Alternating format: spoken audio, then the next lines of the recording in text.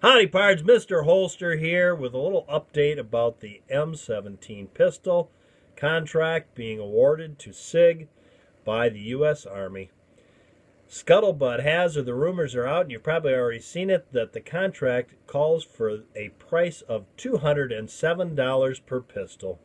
I had a lot of people comment in my other video when I announced this that they were wasting their money. They could just keep repairing those old 92s, and quite frankly, I don't think you could for that same price.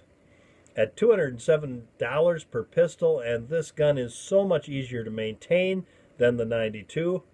And I won't get into an argument about which is a better gun. I carried a 92 for a long time. Not by option, but I carried a 92 for a long time, and it served me well. It was actually a Beretta 92D Centurion. Yeah, double action only. Those were the days, weren't they? And no, you probably don't know because you're probably not old enough. At any rate, $207 for that gun. How can they do it? Well, they're still making money at that price. I did some figuring. I read the book about Glock and the process of getting the Glocks out to America. And their theory was to get it in the hands of law enforcement, they'd sell far more to the civilian market than they ever could to the law enforcement market.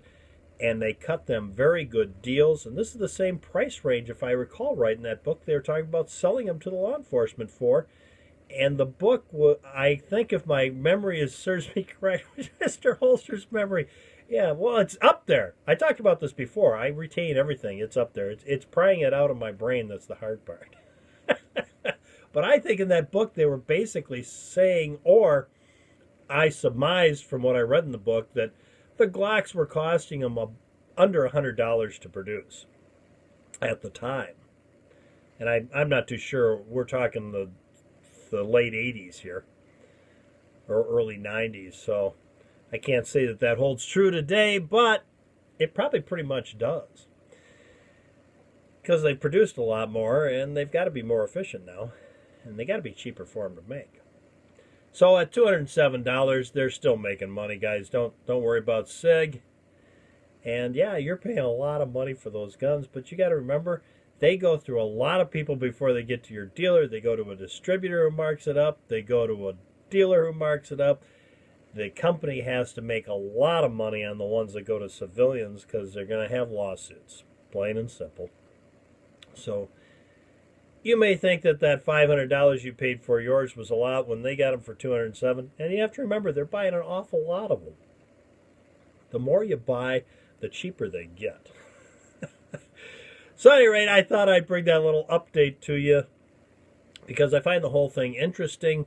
While it kind of, the old guy in me feels sad that they're going to a plastic gun, but on the other hand, they're lighter and they'd be so much easier to keep up and running because you just pull that little mod. If you've ever played around with a Beretta 92, there are a lot of little springs and a lot of things going on there that really don't need to be there.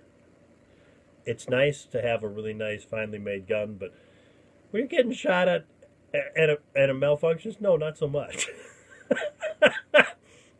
Anyway, guys, I thought I'd bring that little tidbit to you that I learned this morning, that the scuttlebutt is they're only paying $207 a piece for those guns.